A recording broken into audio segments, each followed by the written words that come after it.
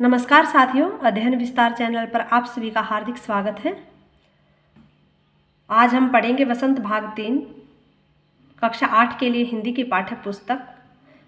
शुरू करते हैं। सबका प्यार, सबका साथ, सबका विकास के साथ। विषय सूची। पाठ 1 लाख की चूड़ियाँ। कहानी है कामतानाथ के द्वारा लिखी हुई। बस की यात्रा व्यंग्य हरिशंकर परसाई द्वारा लिखा हुआ। दीवानों की हस्ती कविता भगवती चरण वर्मा द्वारा लिखी हुई। भगवान के डाकिए कविता रामधारी सिंह दिनकर द्वारा लिखी हुई। क्या निराश हुआ जाए निबंध हजारी प्रसाद द्विवेदी। क्या निराश हुआ जाए निबंध हजारी प्रसाद द्विवेदी। यह सबसे कठिन समय नहीं कविता जया जादवानी। कबीर की साखियाँ कबीर। सुदामा चरित नरोत्तम दास। जहाँ पहिया है रिपोर्ताज। अकबरी लोटा कहानी। सूरदास के पद कविता। पानी की कहानी निबंध रामचंद्र तिवारी। बाज और सांप कहानी निर्मल वर्मा। लाख की चूड़ियाँ। लाख की चूड़ियाँ कहानी है कामतानाथ के द्वारा लिखी हुई। सारे गांव में बदलू मुझे सबसे अच्छा आदमी लगता था, क्योंकि वह मुझे सुंदर सुंदर लाख की गोलियां बनाकर देता था। मुझे अपने मामा के गांव जाने का सबसे बड़ा चाव यही था कि जब मैं वहां से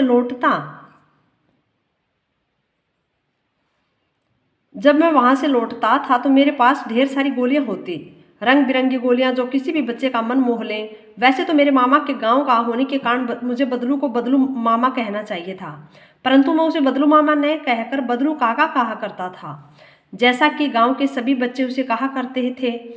बदलू का मकान कुछ ऊंचे पर बना था।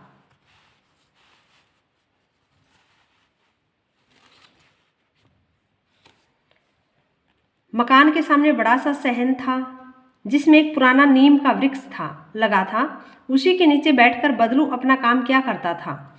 बगल में भट्ठी दहकती रहती, जिसमें वह लाख पिघलाया करता। सामने एक लकड़ी की चौखट पड़ी रहती, जिस पर लाख के मुलायम होने पर वह उसे लाख के समान पतला करके चूड़ी का आकार देता। पास में 6 विभिन्न प्रकार की बेलनुमा मुंगेरियां रखी रहती थी, जो आगे से कुछ पतली और पीछे से मोटी होती थी। लाख की चूड़ी का आकार देकर वह इन्हें मुंगेरियों पर चढ़ाकर गोल और चिकना बनाता। तब एक एक कर पूरे हाथ की चूड़ियां बना चुकने के पश्चात वह उन पर रंग करता। बदलू यह कार्य सदा से ही एक मचिए पर बैठकर किया करता था, जो बहुत ही पुरानी थी। बगल में ही उसका हुक्का रखा रहता था, जिसे वह बीच बीच में पीता रहता।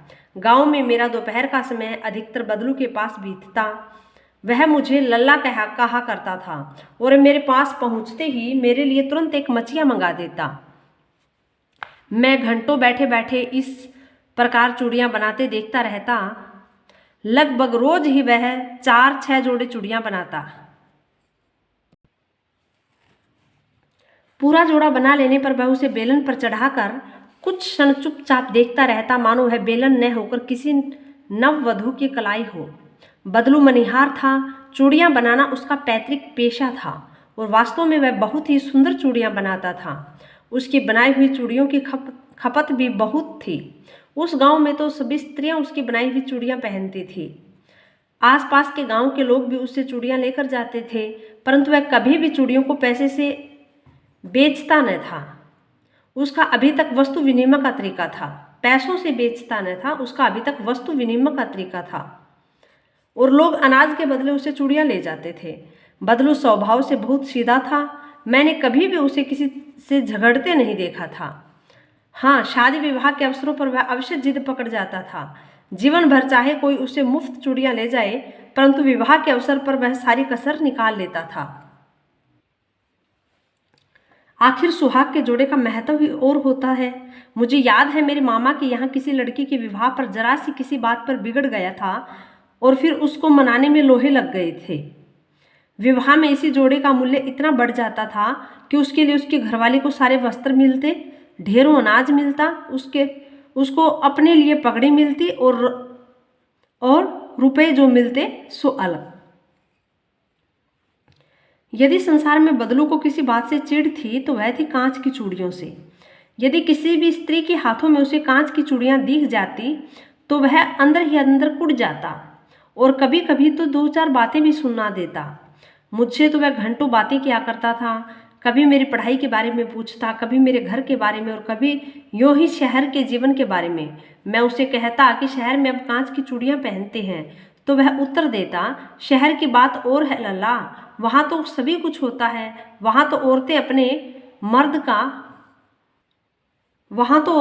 मर्द का हाथ पकड़कर सड़कों पर घूमती हैं और फिर उनकी कलाइयाँ नाजुक होती हैं ना, लाख की चूड़ियाँ पहने तो मोच ना आ जाए। कभी कभी बदलू मेरी अच्छी खासी खातिर भी करता। जिन दिनों उसकी गाय के दूध होता वह सदा मेरे लिए मलाई बचा कर रखता और आम की फसल में तो मैं रोज ही उसके यहाँ से 2-4 आम खा आता। परंतु इन सब बातों के अतिरिक्त जिस कारण वह मुझे अच्छा लगता था वह यह था कि लगभग रोज ही वह मेरे लिए 1-2 गोलियां बना देता। मैं बहुधा हर गर्मी की छुट्टी में अपने मामा के यहाँ चला जाता और 1-आध महीने वहाँ रहकर स्कूल खुलने के समय वापस आ जाता। परंतु 2-3 बार ही मैं अपने मामा के यहाँ गया होऊंगा, तभी मेरे पिता की एक दूर के शहर में बदली हो गई और एक लंबी अवधि तक मैं अपने मामा के गांव न जा सका। तब लगभग 8-10 वर्षों के बाद जब मैं वहां गया तो इतना बड़ा हो चुका था कि लाख की गोलियों में मेरी रुचि नहीं रह गई थी। अतः गांव में होते हुए भी कई दिनों तक मुझे बदलू का ध्यान न आया। इस बीच मैंने देखा कि गांव में लगभग सभी स्त्रियां कांच की चूड़ियां पहने हैं।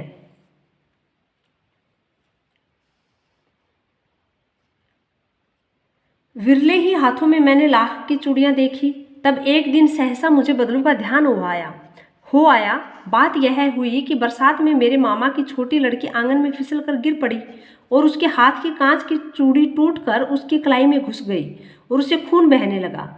मेरे मामा उस समय घर पर न थे, मुझे ही उसकी मरहम पट्टी करनी पड़ी। तभी सहसा मुझे बदलू का ध्यान हो आया और मैंने सोचा कि उससे मिल आऊं। अतः शाम को मैं घूमते घूमते उसके घर चला गया। बदलू वहीं चबूतरे पर नीम के नीचे खाट पर लेटा था। नमस्ते बदलू काका, मैंने कहा। नमस्ते भैया, उसने मेरी नमस्ते का उत्तर दिया और उठकर खाट पर बैठ गया। परंतु उसने मुझे पहचाना नहीं और देर तक मेरी ओर निहारता रहा। मैं हूं जनार्दन काका, आपके पास से गोलियां बनवा कर ले जाता था। मैंने अपना परिचय दिया। मैं हूं जनार्दन काका, मैं आपके पास से गोलियां बनवा कर ले जाता था। मैंने अपना परिचय दिया। बदलू फिर भी चुप रहा, मानो वह अपने स्मृति पटल पर अतीत के चित्र उतार रहा हो। तब वह एकदम बोल पड़ा, आओ आओ लल्ला, बैठो, बहुत दिन बाद गांव आए। हाँ, इधर आना ही न हो उसका। काका, मैंने चारपाई पर बैठते हुए उत्तर दिया। कुछ देर फिर शांति रही। मैंने इधर उधर दृष्टि दौड़ाई, न तो मुझे उसकी मचिया ही नजर आई और न ही भट्ठी। आजकल काम नहीं करते काका, मैंने पूछा। नहीं लल्ला, काम तो कई साल से बंद है। मेरी बनाई हुई चूड़ियां कोई पूछे तब तो। गांव गांव में कांच का प्रचार हो गया है। वह कुछ देर चुप रहा, फिर बोला, मशीन युग है न यह लल्ला। आजकल सब काम मशीन से होता है। खेत भी मशीन से जोते जाते हैं। फिर जो सुंदरता कांच की चूड़ियों में होती है लाख में कहाँ संभव है। लेकिन कांच बड़ा खतरनाक होता है, बड़ी जल्दी टूट जाता है, मैंने कहा। नाजुक तो फिर होता ही है लल्ला। कहते कहते उसे खांसी आ गई और वह देर तक खांसता रहा। मुझे लगा उसे दमा है। अवस्था के साथ साथ उसका शरीर ढल चुका था। उसके हाथों पर माथे पर नसें उभर आई थी। जाने कैसे उसने मेरी शंका भांप ली और बोला, दमा नहीं है मुझे, फसली खांसी है। यही 1-2 महीने में से आ रही है, 10-15 दिन में ठीक हो जाएगी। मैं चुप रहा। मुझे लगा कि उसके अंदर कोई बहुत बड़ी व्यथा छिपी है। मैं देर तक सोचता रहा कि इस मशीन युग ने कितने हाथ काट दिए हैं। कुछ देर फिर शांति रही और मुझे अच्छी नहीं लगी। आम की फसल अब कैसी है काका? कुछ देर पश्चात मैंने बात का विषय बदलते हुए पूछा। अच्छी है लला, बहुत अच्छी है, उसने लहक कर उत्तर दिया और अंदर अपनी बेटी को आवाज दी, अरे रज्जो, लल्ला के लिए आम तो ले आ। फिर मेरी ओर मुखातिब होकर बोला, माफ करना लल्ला, तुम्हें आम खिलाना भूल गया था। नहीं नहीं काका, आम तो इस साल बहुत खाए हैं। वाह वाह, बिना आम खिलाए कैसे जाने दूंगा तुमको। मैं चुप हो गया। मुझे वे दिन याद हो आए जब वह मेरे लिए मलाई बचा कर रखता था।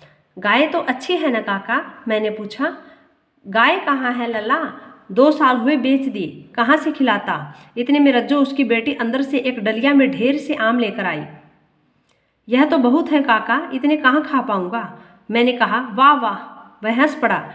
शहरी ठहरे न, मैं तुम्हारी उम्र का था तो इसके चौगुने आम एक वक्त में खा जाता था। आप लोगों की बात और है, मैंने उत्तर दिया। अच्छा बेटी, लल्ला को 4-5 आम छांट कर दो, सिंदूर वाले देना। देखो लल्ला कैसे हैं, इसी साल यह पेड़ तैयार हुआ है। रज्जू ने 4-5 आम अंजुली में लेकर मेरी ओर बढ़ा दिए। आम लेने के लिए मैंने हाथ बढ़ाया तो मेरी निगाह एक क्षण के लिए उसके हाथों पर ठिठक गई। गोरी गोरी कलाइयों पर लाख की चूड़ियां बहुत ही फब रही थी। बदलू ने मेरी दृष्टि देख ली और बोल पड़ा, यही आखिरी जोड़ा बनाया था जमींदार साहब की बेटी के विवाह पर। 10 आने पैसे मुझको दे रहे थे, मैंने जोड़ा नहीं दिया, कहा शहर से ले आओ। मैंने आम ले लिए और खाकर थोड़ी देर पश्चात वह चला गया। मैंने आम ले ली और खाकर थोड़ी देर पश्चात चला आया। मुझे प्रसन्नता हुई कि बदलू ने हार कर भी हार नहीं मानी थी। उसका व्यक्तित्व कांच की चूड़ियों जैसा न था कि आसानी से टूट जाए। कामतानाथ। पाठ 1 के शब्दार्थ। चाव, चाह, रुचि, तीव्र इच्छा। सलाख, सलाई, धातु की छड़। मुंगरी, गोल मुठियादार लकड़ी जो ठोकने पिटने के काम आती है। पैतृक, पूर्वजों का, पिता से प्राप्त या पुश्तैनी। खपत, माल की बिक्री। वस्तु, पैसों से न खरीदकर एक वस्तु विनिमय, पैसों से न खरीदकर एक वस्तु के बदले दूसरी वस्तु लेना। कसर, घाटा पूरा करना। नाजुक, कोमल। पगड़ी, सिर पर लपेटकर बांधा जाने वाला लंबा कपड़ा पाग। मरहम पट्टी, जख्म का इलाज, घाव पर दबाव लगाकर पट्टी बांधना। मचिया, बैठने के उपयोग में आने वाली सुतली आदि से बुनी छोटी चौकोर खाट। मुखातिब, देख कर बात करना। डलिया, बांस का बना एक छोटा पात्र। फबना, सजना या शोभा देना। बस की यात्रा व्यंग्य, हरिशंकर परसाई द्वारा लिखित। हम 5 मित्रों ने तय किया कि शाम 4 बजे की बस से चलें। पन्ना से इस कंपनी की बस सतना के लिए घंटे भर बाद मिलती है, जो जबलपुर की ट्रेन मिला देती है। सुबह घर पहुंच जाएंगे। हम में से 2 को सुबह काम पर हाजिर होना था, इसलिए वापसी का यही रास्ता अपनाना जरूरी था। लोगों ने सलाह दी कि समझदार आदमी शाम वाली बस में सफ़र नहीं करते। क्या रास्ते में डाकू मिलते हैं? नहीं, बस डाकिन है। बस को देखा तो श्रद्धा उमड़ पड़ी। खूब वयोवृद्ध थी, सदियों के अनुभव के निशान लिए हुए थी। लोग इसलिए इससे सफ़र नहीं करना चाहते कि वृद्धावस्था में इसे कष्ट होगा। यह बस पूजा की योग्य थी, उस पर सवार कैसे हुआ जा सकता है। बस कंपनी के एक हिस्सेदार भी उसी बस से जा रहे थे। हमने उनसे पूछा, यह बस चलती भी है? वह बोले, चलती क्यों नहीं है जी, अभी चलेगी। हमने कहा, वही तो हम देखना चाहते हैं, अपने आप चलती है यह? हाँ जी, और कैसे चलेगी? गजब हो गया, ऐसी बस आपने अपने आप चलती है। हम आगा पीछा करने लगे। डॉक्टर मित्र ने कहा, डरो मत, चलो, बस अनुभवी है, नई नवेली बसों से ज़्यादा विश्वसनीय है, हमें बेटों की तरह प्यार से गोद में लेकर चलेगी। हम बैठ गए। जो छोड़ने आए थे वे इस तरह देख रहे थे कि जैसे अंतिम विदा दे रहे हैं। उनकी आंखें कह रही थी, आना जाना तो लगा ही रहता है, आया है सो जाएगा। राजा रंग फकीर, आदमी को कुछ करने के लिए एक निमित्त चाहिए। इंजन सचमुच स्टार्ट हो गया, ऐसा जैसे सारी बस ही इंजन है और हम इंजन के भीतर बैठे हैं। कांच बहुत कम बचे थे, जो बचे थे उनसे हमें बचना था। हम फौरन खिड़की से दूर सरक गए। इंजन चल रहा था, हमें लग रहा था कि हमारी सीट के नीचे इंजन है। बस सचमुच चल पड़ी। हमें लगा कि यह गांधी जी के असहयोग और सविनय अवज्ञा आंदोलन के वक्त अवश्य जवान रही होगी। उसे ट्रेनिंग मिल चुकी होगी। हर हिस्सा दूसरे से असहयोग कर रहा था। पूरी बस सविनय अवज्ञा आंदोलन के दौर से गुजर रही थी। सीट का बॉडी से असहयोग चल रहा था। कभी लगता सीट बॉडी को छोड़कर आगे निकल गई है, कभी लगता कि सीट को छोड़कर बॉडी आगे निकली जा रही है। 8-10 मील चलने पर सारे भेदभाव मिट गए। यह समझ में नहीं आता था कि सीट पर हम बैठे हैं या सीट हम पर बैठी है। एकाएक बस रुक गई। मालूम हुआ कि पेट्रोल के टंकी में छेद हो गया। ड्राइवर ने बाल्टी में पेट्रोल निकालकर उसे बगल में रखा और नली डालकर इंजन में भेजने लगा।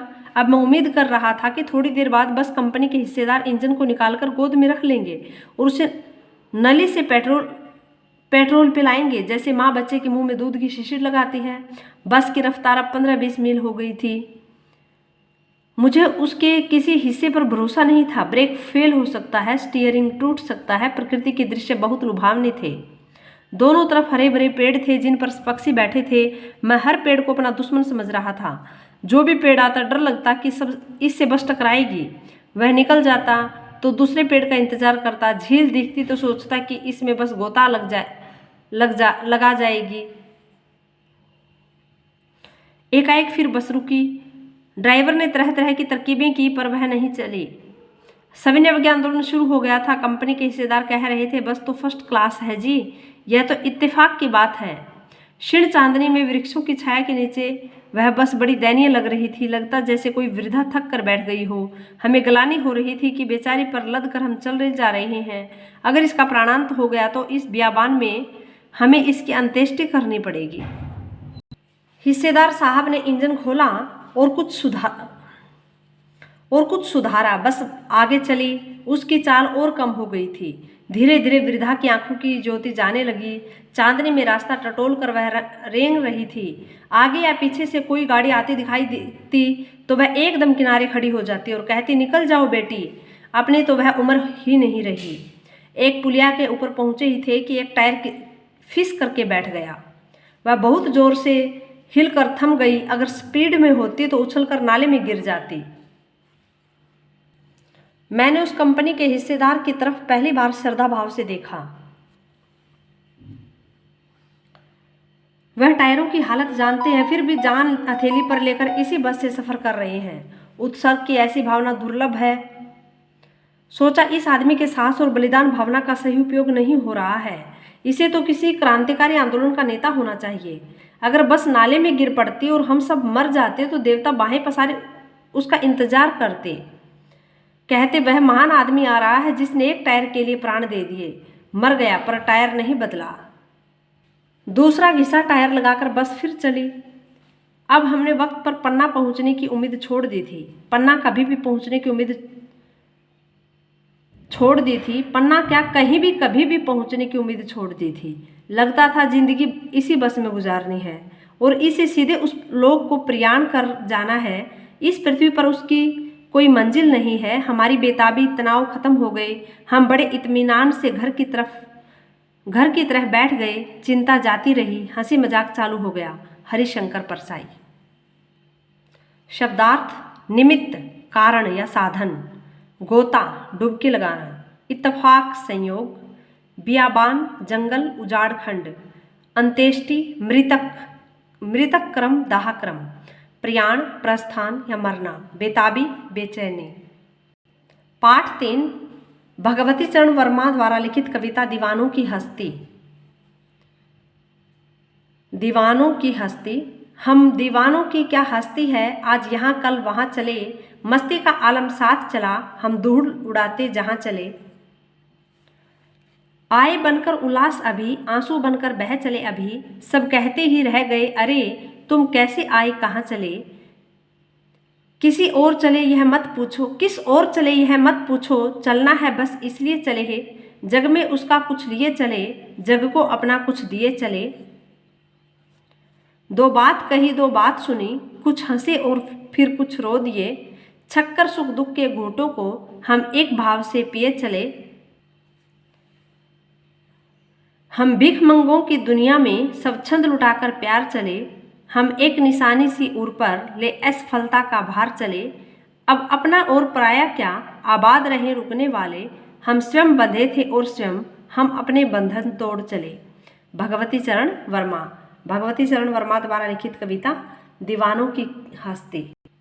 शब्दार्थ हस्ती, अस्तित्व, आलम, दुनिया, माहौल। स्वच्छंद, अपनी इच्छा के अनुसार चलने वाला। पाठ 4 रामधारी सिंह दिनकर द्वारा लिखित कविता भगवान के डाकिए। भगवान के डाकिए, किस किस को भगवान के डाकिए बताया गया है इस कविता में? पक्षी और बादल ये भगवान के डाकिए हैं जो एक महादेश से दूसरे महादेश को जाते हैं। हम तो समझ नहीं पाते हैं मगर उनकी लाई चिट्ठियाँ पेड़ पौधे, पानी और पहाड़ बाँचते हैं। हम तो केवल यह आंकते हैं कि एक देश की धरती दूसरे देश को सुगंध भेजती है और वह सौरभ हवा में तैरते हुए पक्षियों की पांखों पर तिरता है और एक देश का भाप दूसरे देश में पानी बनकर गिरता है। रामधारी सिंह दिनकर द्वारा लिखित कविता भगवान के डाकिए।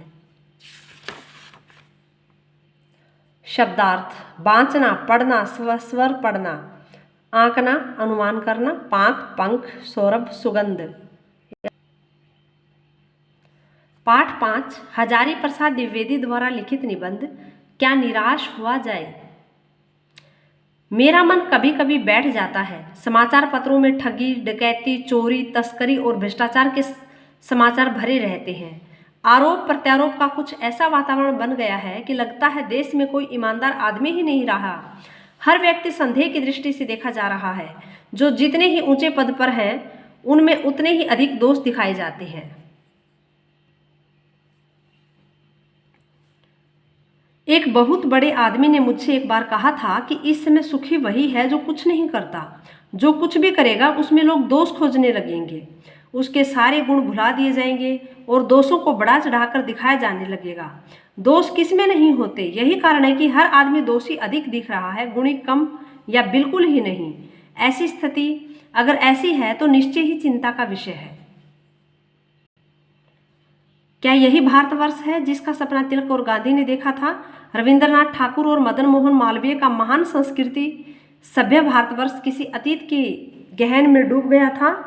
आर्य और द्रविड़, हिंदू और मुसलमान, यूरोपीय और भारतीय आदर्शों की मिलन भूमि मानव महासमुद्र क्या सूख ही गया? मेरा मन कहता है कि ऐसा हो नहीं सकता। हमारे महान मनीषियों के सपनों का भारत है और रहेगा। यह सही है कि इन दिनों कुछ ऐसा माहौल बना है कि ईमानदारी से मेहनत करके जीविका चलाने वाले निरीह और भोले भाले श्रमजीवी पिस रहे हैं और झूठ तथा फरेब का रोजगार करने वाले फल फूल रहे हैं। ईमानदारी को मूर्खता का पर्याय समझा जाने लगा है। सच्चाई केवल भीरू और बेबस लोगों के हिस्से पड़ी है। ऐसी स्थिति में जीवन के महान मूल्यों के बारे में लोगों की आस्था ही हिलने लगी है। भारतवर्ष ने कभी भी भौतिक वस्तुओं के संग्रह को बहुत अधिक महत्व नहीं दिया है। उसकी दृष्टि से मनुष्य के भीतर जो महान आंतरिक गुण स्थिर हैं, महान आंतरिक गुण स्थिर भाव से बैठा हुआ है, वही चरम और परम है। लोभ, मोह, काम, क्रोध आदि विचार मनुष्य में स्वाभाविक रूप से विद्यमान रहते हैं, पर उन्हें प्रधान शक्ति मान लेना और अपने मन तथा बुद्धि को उन्हीं के इशारों पर छोड़ देना बहुत बुरा आचरण है। भारतवर्ष ने कभी भी उन्हें उचित नहीं माना।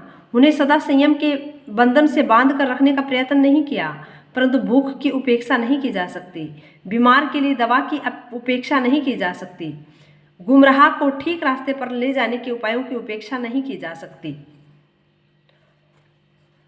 हुआ यह है कि इस देश के कोटि कोटि हरिद्रजनों की हीन अवस्था को दूर करने के लिए ऐसे अनेक कायदे कानून बनाए गए हैं जो कृषि, उद्योग, वाणिज्य, शिक्षा और स्वास्थ्य की स्थिति को अधिक उन्नत और सुचारू बनाने के लक्ष्य से प्रेरित है। परंतु जिन लोगों को इन कार्यों में लगना है उनका मन सब समय पवित्र नहीं होता है। प्राय वे ही लक्ष्य को भूल जाते हैं और अपने ही सुख सुविधा की ओर ज़्यादा ध्यान देने लगते हैं। भारतवर्ष सदा कानून को धर्म के रूप में देखता आया है। आज एकाएक कानून और धर्म में अंतर कर दिया गया है। धर्म को धोखा नहीं दिया जा सकता, कानून को दिया जा सकता है। यही कारण है कि जो लोग धर्म भीरू हैं वे कानून की दृष्टि त्रुटियों से लाभ उठाने में संकोच नहीं करते हैं।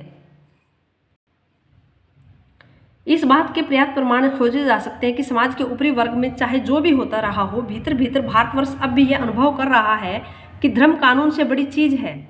अब भी सेवा, ईमानदारी, सच्चाई और आध्यात्मिकता के मूल्य बने हुए हैं। वे दब अवश्य गए हैं लेकिन नष्ट नहीं हुए हैं। आज भी वह मनुष्य से प्रेम करता है, महिलाओं का सम्मान करता है, झूठ और चोरी को गलत समझता है, दूसरे को पीड़ा पहुंचाने का को पाप समझता है। हर आदमी अपने व्यक्तिगत जीवन में इस बात का अनुभव करता है। समाचार पत्रों में जो भ्रष्टाचार के प्रति इतना आक्रोश है, वह यही साबित करता है कि हम ऐसी चीज़ों को गलत समझते हैं और समाज में उन तत्वों की प्रतिष्ठा कम करना चाहते हैं जो गलत तरीके से धन या मान संग्रह करते हैं। दोषों का पर्दाफाश करना बहुत बुरी बात नहीं है। बुराई यह मालूम होती है कि किसी के आचरण के गलत पक्ष को उद्घाटित करके उसमें रस लिया जाता है और दोषोद्घाटन को एकमात्र कर्तव्य मान लिया जाता है। बुराई में रस लेना बुरी बात है। अच्छाई में उतना ही रस लेकर उजागर न करना और भी बुरी बात है। सैकड़ों घटनाएं ऐसी घटती हैं जिन्हें उजागर करने में लोक चित्त में अच्छाई के प्रति अच्छी भावना जगती है। एक बार रेलवे स्टेशन पर टिकट लेते हुए गलती से मैंने 10 के बजाय 100 रुपये का नोट दे दिया और मैं जल्दी जल्दी गाड़ी में आकर बैठ गया। थोड़ी देर में टिकट बाबू उन दिनों की सेकंड क्लास के डिब्बे में हर आदमी का चेहरा पहचानता हुआ उपस्थित हुआ। उसने मुझे पहचान लिया और बड़ी विनम्रता के साथ मेरे हाथ में 90 रुपये रख दिए और बोला, यह बहुत गलती हो गई थी। आपने भी नहीं देखा, मैंने भी नहीं देखा। उसके चेहरे पर विचित्र संतोष की गरिमा थी। मैं चकित रह गया। कैसे कहूँ कि दुनिया से सच्चाई और ईमानदारी लुप्त हो गई है। वैसी अनेक अवांछित घटनाएं भी हुई हैं, परंतु यह एक घटना ठगी और वंचना की अनेक घटनाओं से अधिक शक्तिशाली है। एक बार मैं बस से यात्रा कर रहा था। मेरे साथ मेरी पत्नी और 3 बच्चे भी थे। बस में कुछ खराबी थी, रुक रुक कर चलती थी। गंतव्य से कोई 8 किलोमीटर पहले ही एक निर्जन सुनसान स्थान में बस ने जवाब दे दिया। रात के कोई 10 बजे होंगे। बस में यात्री घबरा गए। कंडक्टर उतर गया और एक साइकिल लेकर चलता बना। लोगों को संदेह हो गया कि यह हमें धोखा दिया जा रहा है। बस में बैठे लोगों ने तरह तरह की बातें शुरू कर दी। किसी ने कहा यहाँ डकैती होती है। 2 दिन पहले ही इसी तरह एक बस को लूटा गया था। परिवार के सहित अकेला मैं ही था। बच्चे पानी पानी चिल्ला रहे थे। पानी का कहीं ठिकाना न था। ऊपर से आदमियों का डर समा गया था। कुछ नौजवानों ने ड्राइवर को पकड़कर मारने पीटने का हिसाब बनाया। ड्राइवर के चेहरे पर हवाइयाँ उड़ने लगी। लोगों ने उसे पकड़ लिया। वह बड़े कातर ढंग से मेरी ओर देखने लगा और बोला, हम लोग बस का कोई उपाय कर रहे हैं, बचाइए, ये लोग मारेंगे। डर तो मेरे मन में था, परंतु उसके कातर मुद्रा देखकर मैंने यात्रियों को समझाया कि मारना ठीक नहीं है, परंतु यात्री इतने घबरा गए कि मेरी बात सुनने को तैयार नहीं हुए। कहने लगे, इनके बातों में मत आइए, धोखा दे रहा है। कंडक्टर को पहले ही डाकुओं के यहाँ भेज दिया है। मैं भी बहुत भयभीत था, पर ड्राइवर को किसी तरह मार पीट से बचाया। 1.5-2 घंटे बीत गए। मेरे बच्चे भोजन और पानी के लिए व्याकुल थे और मेरी पत्नी की हालत बुरी थी। लोगों ने ड्राइवर को मारा तो नहीं, पर उसे बस से उतारकर एक जगह घेर कर रखा। कोई भी दुर्घटना होती तो पहले ड्राइवर को समाप्त कर देना उन्हें उचित जान पड़ा। मेरे गिड़गिड़ाने का कोई विशेष असर नहीं पड़ा। इसी समय क्या देखता हूँ कि खाली बस चली आ रही थी और उस पर हमारा बस कंडक्टर भी बैठा हुआ है। उसने आते ही कहा, अड्डे से नई बस लेकर आया हूँ, इस बस पर बैठिए, वह बस चलाने लायक नहीं है। फिर मेरे पास एक लोटे में पानी और थोड़ा दूध लेकर आया और बोला, पंडित जी, बच्चों का रोना मुझसे देखा नहीं गया। वही दूध मिल गया, थोड़ा लेता आया। यात्रियों में फिर जान आई। सब ने उसे धन्यवाद दिया। ड्राइवर से माफ़ी मांगी और 12 बजे से पहले ही सब लोग बस अड्डे पहुँच गए। कैसे कहूँ कि मनुष्यता एकदम समाप्त हो गई। कैसे कहूँ कि लोगों में दया माया रह ही नहीं गई। जीवन में जाने कितनी ऐसी घटनाएं हुई जिन्हें मैं भूल नहीं सकता। ठगा भी गया हूँ, धोखा भी खाया है, परंतु कुछ कम स्थलों पर विश्वासघात नाम की चीज मिलती है। केवल उन्हीं बातों का हिसाब रखो जिनमें धोखा खाया है तो जीवन कष्टकर हो जाएगा। परंतु ऐसी घटनाएं भी बहुत कम नहीं है जब लोगों ने अकारण सहायता की है, निराश मन को ढांढस दिया है और हिम्मत बंधाई है। कविवर रविंद्रनाथ ठाकुर ने अपने प्रार्थना गीत में भगवान से प्रार्थना की थी कि संसार में केवल नुकसान ही उठाना पड़े, धोखा ही खाना पड़े, तो ऐसे अवसरों पर भी हे प्रभु मुझे ऐसी शक्ति दो कि मैं तुम्हारे ऊपर संदेह न करूं। मनुष्य की बनाई विधियां गलत नतीजे तक पहुंच रही थी तो इन्हें बदलना होगा। वस्तुतः आए दिन इन्हें बदला ही जा रहा था, लेकिन अब भी आशा की ज्योति बुझी नहीं है। महान भारतवर्ष को पाने की संभावना बनी हुई है, बनी रहेगी। मेरे मन निराश होने की जरूरत नहीं है। हजारी प्रसाद द्विवेदी। हजारी प्रसाद द्विवेदी द्वारा लिखित निबंध क्या निराश हुआ जाए। धर्म भीरू, जिसे धर्म छूटने का भय हो, अधर्म से डरने वाला, पर्दाफाश, भेद खोलना, उजागर, प्रकट करना, गंतव्य जहां किसी को जाना हो, ढांढस, दिलासा या धीरज। पाठ 6, यह सबसे कठिन समय नहीं। पाठ 6 जया जादवानी द्वारा लिखित कविता यह सबसे कठिन समय नहीं। यह सबसे कठिन समय नहीं। नहीं है सबसे कठिन समय नहीं, अभी भी दबा है चिड़िया की चोंच में तिनका और वह उड़ने की तैयारी में है। अभी भी झरती हुई पत्ती थामने को बैठा है हाथ एक। अभी भी भीड़ है स्टेशन पर, अभी भी एक रेलगाड़ी जाती है गंतव्य तक जहां कोई कर रहा होगा प्रतीक्षा। अभी भी कहता है कोई किसी को, जल्दी आ जाओ कि अब सूरज डूबने का वक्त हो गया है।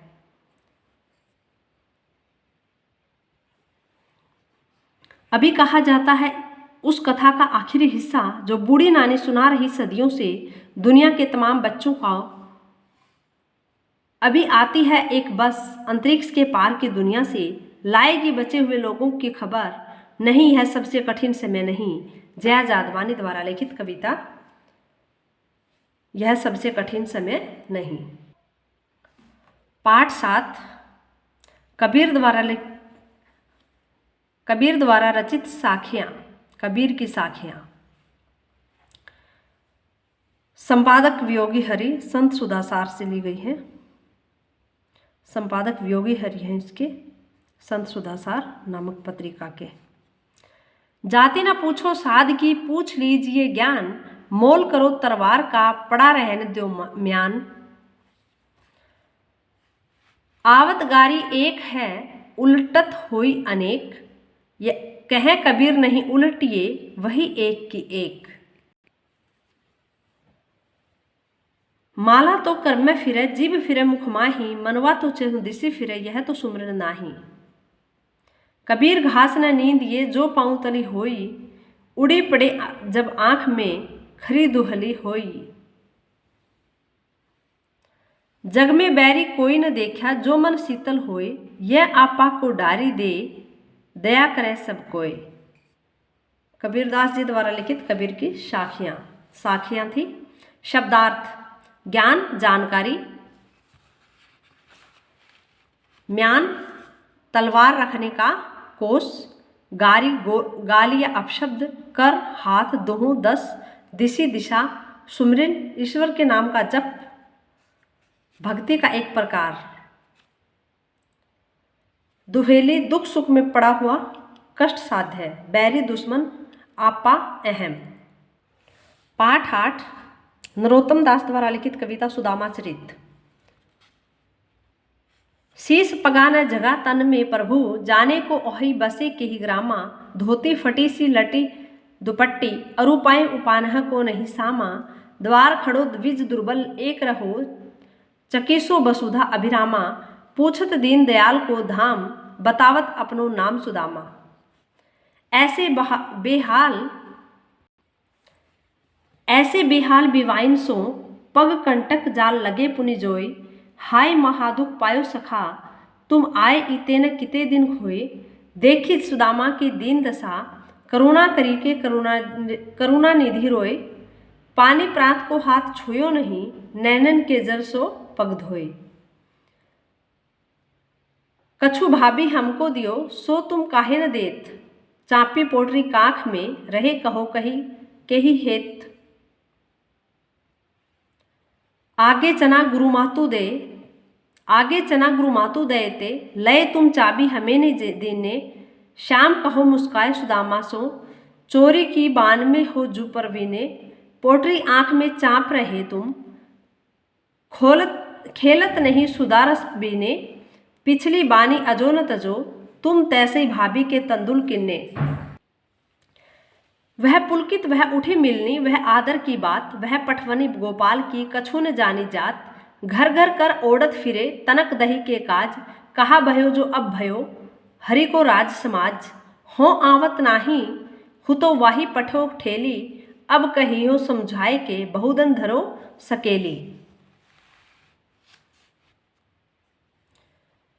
वैसोई राज समाज बने गज, बाजी घने मन संभ्रम छायो। कैंधो परियो कहूँ मार्ग भूली, की फिरे के मैं अब द्वारका आयो। भौन बिलो किबे को मन लोचत सोचत ही सब गाँव मझायो। पूछत पांडत फिरे सब सो, पर झोपड़ी को कहूँ खोज न पायो। कै वह टूटी सी छानी हती, कह कंचन के अब धाम सुहावत। कै पग में पनही न हती, कह ले गजराहू ठाडे महावत। भूमि कठोर पे रात कटे, कह कोमल सेज पे नींद न आवत। कै जुरुतो नहीं कोदो सवा, प्रभु के प्रताप ते दाख न भावत। नरोत्तम दास द्वारा रचित कविता सुदामा चरित। धन्यवाद। शेष आगे की वीडियो में